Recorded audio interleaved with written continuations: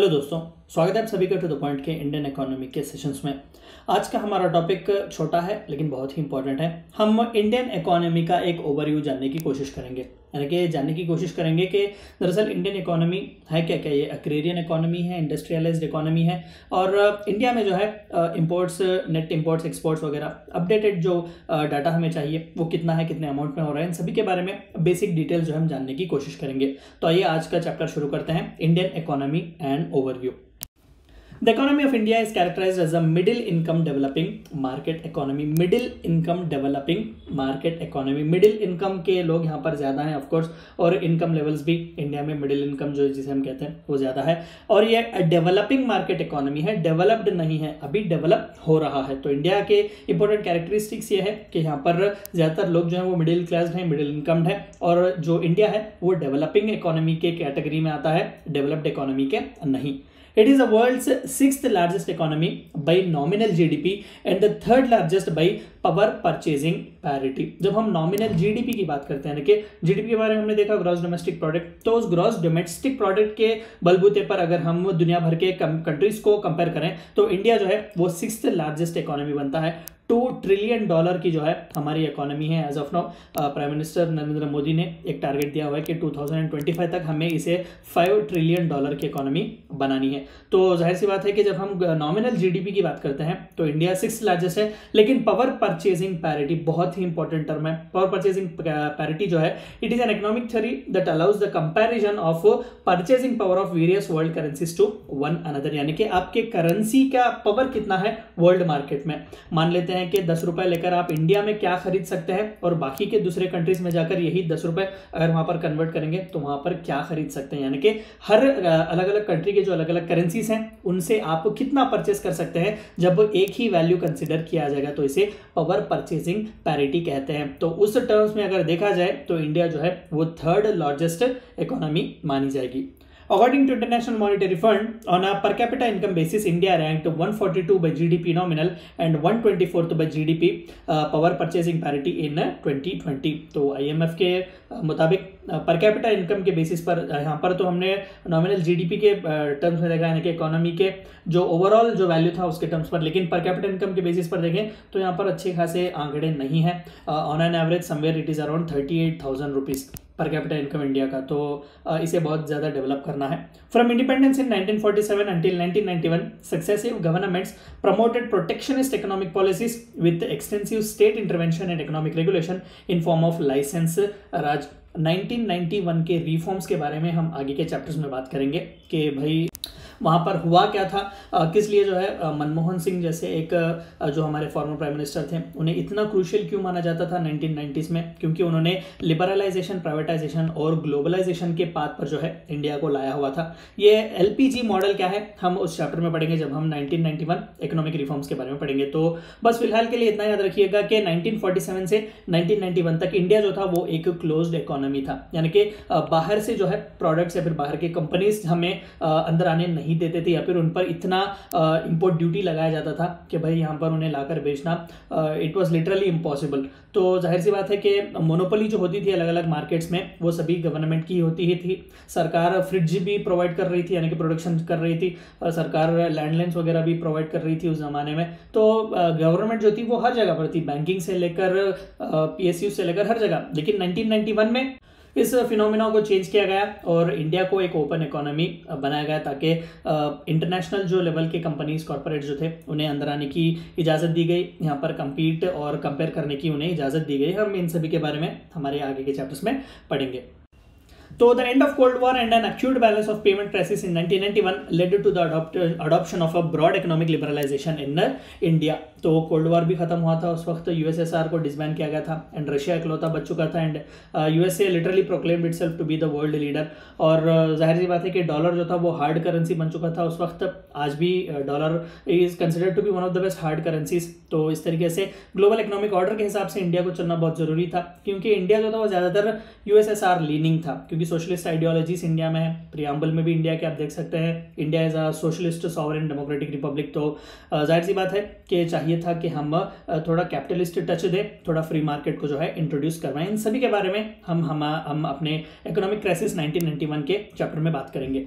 Since the start of 21st century, annual average GDP growth has been 6 to 7%, and from 2014 to 18, India was the world's fastest growing major economy, surpassing China somewhere around 8 से 9% तक भी जो है हमने growth rate से touch किए हुए थे। और ऑन एन एवरेज 6 से 7% तो हमेशा ये इवन एज ऑफ नाउ अगर कोविड का मार ना पड़ता तो शायद इंडिया समवेयर अराउंड 6.5 और 7% तक जो है इसकी जीडीपी की ग्रोथ होती, इकोनॉमिक ग्रोथ हमें देखने को मिलता। Historically, India was the largest economy in the world for most of 2 millennia from the first until the 19th century. Historians तो ये भी कहते हैं जब आप मॉडर्न हिस्ट्री पढ़ेंगे कि when Aurangzeb died 1707 AD, at that time India was actually the richest country of the world. और इंडिया में खासकर 1/3 जो वर्ल्ड की ग्लोबल की जीडीपी थी वो सिर्फ इंडिया से जनरेट हो रही थी। तो इतना जो था डेवलप्ड कंट्री था इंडिया उस ज़माने में। एंड स्लोली जैसा जैसा ब्रिटिश आए 18th 19th सेंचुरी में 20th सेंचुरी में पूरी तरीके से उन्होंने हमारे वेल्थ को प्लंडर किया हुआ है। Important facts about Indian economy. देखिए इस पूरे चैप्टर का ही एक इंपॉर्टेंट रीजन ये था कि भाई हम थोड़े बहुत जो बेसिक नॉलेज है इंडियन इकोनॉमी की उसके बारे में जो है रिफ्रेश किया जाए। तो करेंसी ऑफ कोर्स इंडिया की इट इज इंडियन रुपी, यहाँ पर आप देख सकते हैं इंडियन रुपी का सिंबल। फिस्कल ईयर जो है हमारा 1 अप्रैल से 31 मार्च तक है। ज़्यादातर हम जब हम ईयर कहते हैं तो 1 जनवरी से 31 दिसंबर मानते हैं, लेकिन इंडिया के जितने भी अकाउंटिंग्स वगैरह हैं फिजिकल ईयर जैसे हम कहते हैं वो 1 अप्रैल से शुरू होते हैं और 31 मार्च पर खत्म होते हैं। फॉर एग्जाम्पल 1 अप्रैल 2021 अगर फिजिकल ईयर शुरू हो रहा है तो 31 मार्च 2022 को वो खत्म किया जाएगा या फिर उसका एंड माना जाएगा।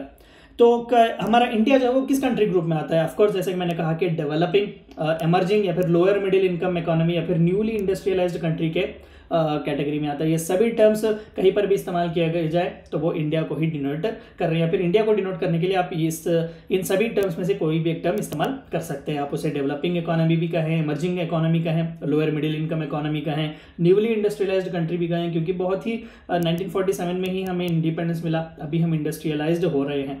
तो जीडीपी ऑन एन एवरेज जो है वो $2.8 ट्रिलियन की है और 2025 तक इसे $5 ट्रिलियन इकोनॉमी बनाने का टारगेट रखा गया है। जीडीपी बाय सेक्टर वाइज के कौन सा सेक्टर कितना जो है डोनेट कर रहा है? एग्रीकल्चर में 16% हमें एग्रीकल्चर से 16% जो है वो आ रहा है और लगभग कहीं ना कहीं 41 से 42% और कई बार तो 52% जो है when we consider agriculture and allied activities, तो लगभग 50% से भी ज़्यादा पॉपुलेशन इंडिया का एग्रीकल्चर में है। लेकिन जीडीपी का जो डोनेशन है या फिर कॉन्ट्रीब्यूशन है एग्रीकल्चर का वो बहुत ही कम है, इट इज समवेयर अराउंड 16%। जो सेकेंडरी सेक्टर है industry and manufacturing, they donate 25% and 14% to the GDP.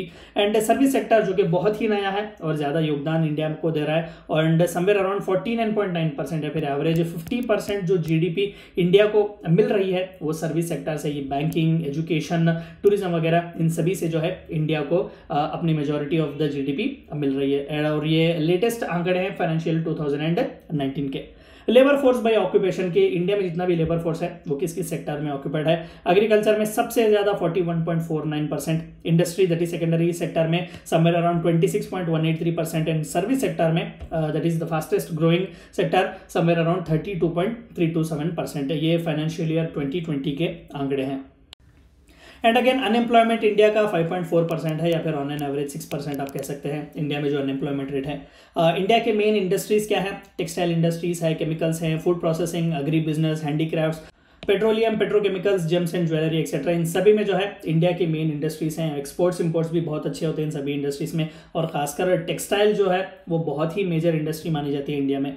India के एक्सपोर्ट्स कितना है, यानी कि इंडिया ने जो एक्सपोर्ट किया हुआ है वो वैल्यू कितना था? अलग अलग जो जितने भी गुड्स हमने देखे, टेक्सटाइल्स, केमिकल्स, पेट्रोकेमिकल्स, हैंडीक्राफ्ट्स वगैरह, जब हमने एक्सपोर्ट किया दूसरे कंट्रीज को तो 2019-20 फिजिकल ईयर में जो था $313 बिलियन ऑफ वैल्यू था। एंड एक्सपोर्ट किए जाने वाले सबसे ज्यादा गुड्स क्या थे? एग्रीकल्चरल प्रोडक्ट्स यानी कि फूड ग्रेन्स वगैरह जो हमने भेजे हुए थे वो 12% थे पूरे एक्सपोर्ट्स में से।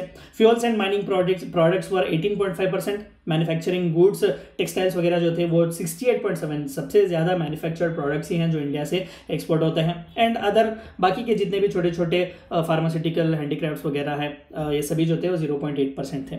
मेन एक्सपोर्ट पार्टनर्स जो कंट्रीज हैं हमें जिन्हें हम सबसे ज़्यादा एक्सपोर्ट करते हैं, यूनाइटेड स्टेट्स ऑफकोर्स 16.8%, सबसे ज़्यादा जो हमारा टेक्सटाइल इंडस्ट्री है, मैन्युफैक्चरिंग जो गुड्स हम एक्सपोर्ट करते हैं वो यूनाइटेड स्टेट्स को ही जाता है ज़्यादातर। And next come European union, that is 14.6%, UAE that is 9.1%, China is also one of the major export partners of India, 5.3%, Hong Kong 3.6% and others 50.5%। अब अदर्स सबसे ज़्यादा है, लेकिन यहाँ पर छोटी छोटी तादाद में अलग अलग countries, Iran, Iraq, Pakistan, Bhutan वगैरह इस तरीके के कई कंट्रीज जो है वो छोटे छोटे एक्सपोर्ट पार्टनर्स हैं हमारे।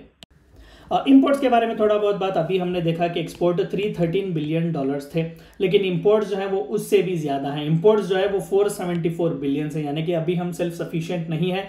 आज भी हम ज़्यादातर फॉरेन कंट्रीज़ पर डिपेंड हो रहे हैं हमारे प्रोडक्ट्स के लिए।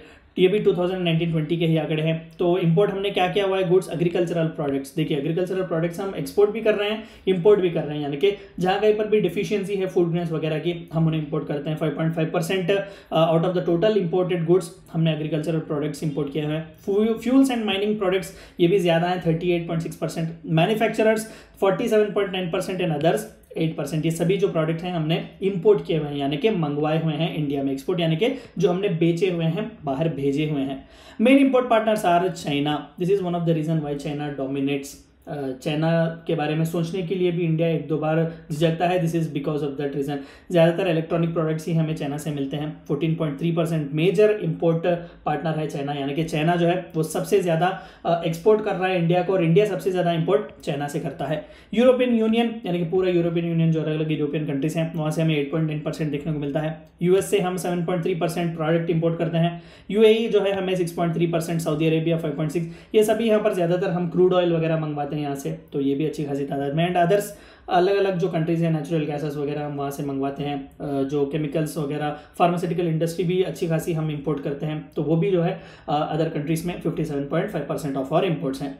ये थी चंद बातें आपको जाननी थी इंडियन इकोनॉमी के ओवरव्यू के बारे में। Thank you for watching my video.